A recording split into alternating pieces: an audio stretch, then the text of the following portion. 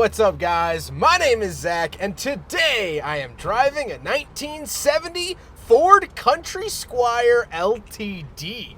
Up front is a 6.4-liter V8, and down below is a 3-speed automatic transmission. Now, I am super excited to be driving this Ford Country Squire because, well, it's my first Country Squire here on the channel. I love this era of vehicles, the malaise and slightly before era. This is what the oil crisis killed, and we'll get into all of that a little bit later on. But if you would like to submit your own vehicle, you can head on over to my website, zackpradel.com/submit.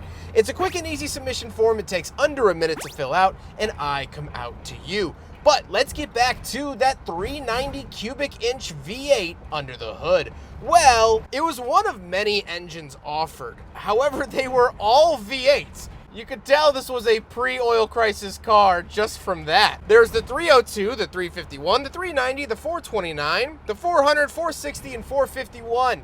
So, you could have any engine you wanted as long as it was a V8. Like I said, paired to it is a 3-speed automatic transmission known as the C6 transmission.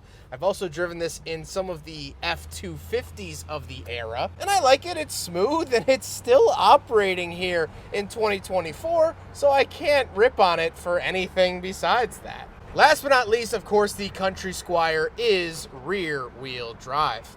How does it feel to drive a Country Squire LTD wagon? Well, it's fantastic. It floats and boats over the bumps. It's a really, really relaxed driving experience, and that's what I've always liked out of cars from this era. Yes, it has a V8, but it's not fast. It's cushiony, and we definitely like to see that. Visibility is great, and although steering and throttle inputs are very vague, they're fine enough to manage. The car wanders a little bit, but you know, it's also over 50 years old, so I'm not going to be too harsh on it. With that stuff out of the way, let's talk about the interior. Well, in front of me, I have everything. And when I say everything, I mean it.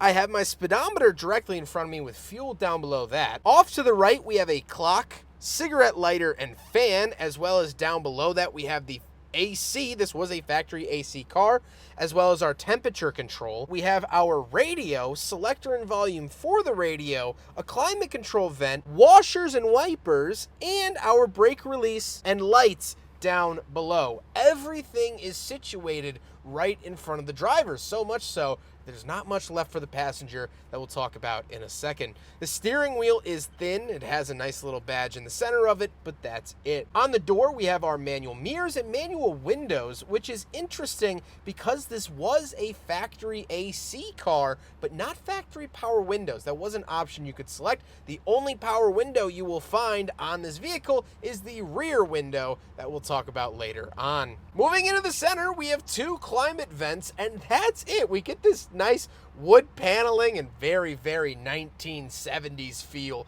across the rest of the interior, but no features. The passengers don't get to operate anything. That is all the driver's domain, which was very characteristic of the 60s, but less so in the 70s, so this is one of those sort of crossover cars. This also means that we don't have any factory cup holders, so the Ford Country Squire LTD fails the big friggin' bottle test.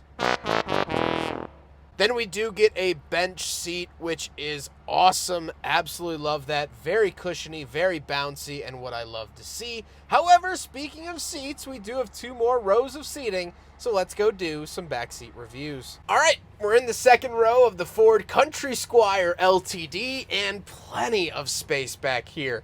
I could swim on my own back here, and I could really enjoy it. This was for grandma and the kids, or at least the older kids got to sit up here. I don't have any, well, anything. I don't have anything.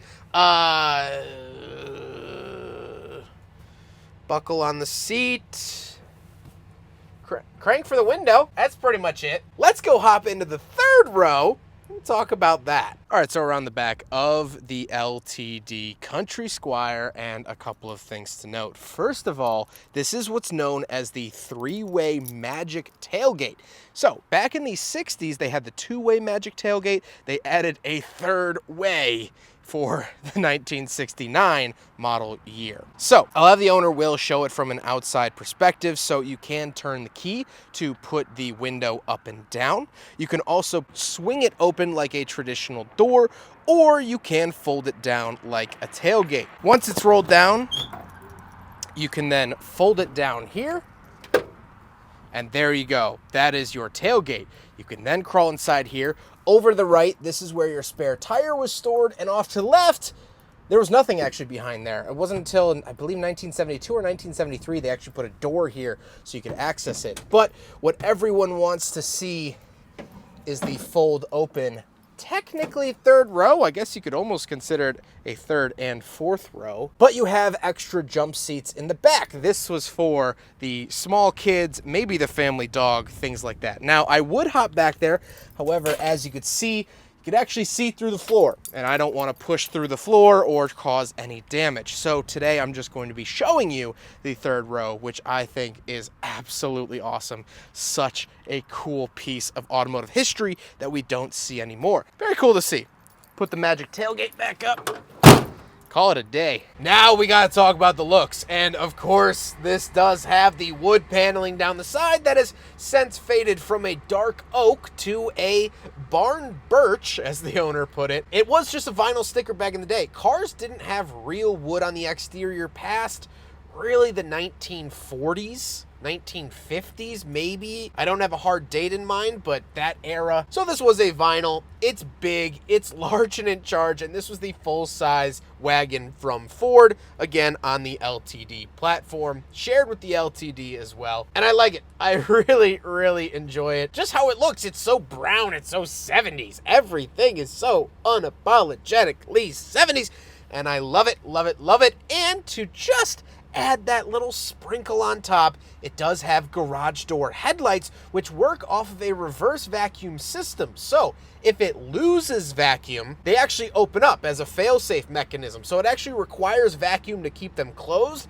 And if you don't drive the car for several days, it'll just open its eyes and look at you, which is a little unsettling to say the least. With all of that being said, let's get on to my final thoughts. What do I think finally driving a Ford Country Squire, quite possibly one of the most famous, at least by name, wagons to come out of America? Well, it is fantastic. It's everything I wanted it to be. It's slow, it's lazy, and it's ugly, but it's beautiful, quick, and flawless in my mind. This was the family cruiser. This is what we had before minivans and SUVs. And it's actually the minivan and the SUV that took these out of production. Something else that should be noted about this car too is that you could tow with these station wagons, which is something that you still can't really do with modern minivans. Modern minivans can maybe tow 5,000 pounds. This could tow 10,000 pounds because it had the Ford 9-inch rear end, it had the 390, and this came with the towing package, which has a 1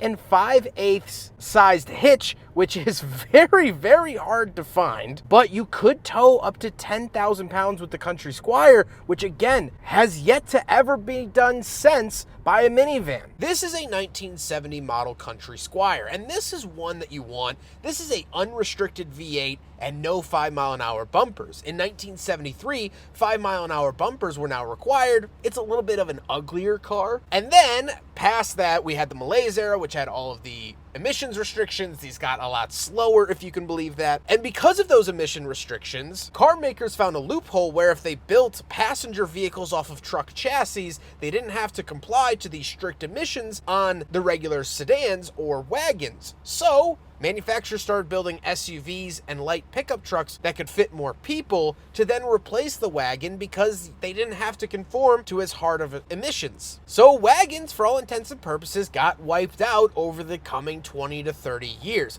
Now, we still got wagons in the 90s like the Buick Roadmaster and the Mercury Sable wagon that I reviewed. And there were a handful in the early 2000s. There was a Taurus wagon. Here's a stock image. I've yet to film one. But this is the final couple years of wagons where they were unrestricted, where the sky was the limit. This thing is so big and brawny, sure, throw some fake wood down the side, throw a magical tailgate down the back, whatever you want, let's do it. Later on, they couldn't have whatever they wanted. They had to start conforming, and thus I think the beauty of the Wagon was somewhat lost. But not this. This is unapologetically 70s, and I just simply love it. Love it, love it, love it. I hope you guys loved the video. Huge thank you to Will for letting me borrow his country Squire for today's video. He's been absolutely wonderful to work with. I messaged him on very short notice, and he was able to accommodate me, which is very, very nice of him. He was wonderful to work with, and I appreciate it very, very much, and I appreciate you watching the video very, very much. But I hope you guys enjoyed the video. Don't forget to rate the video, comment on the video, and subscribe if you really liked it.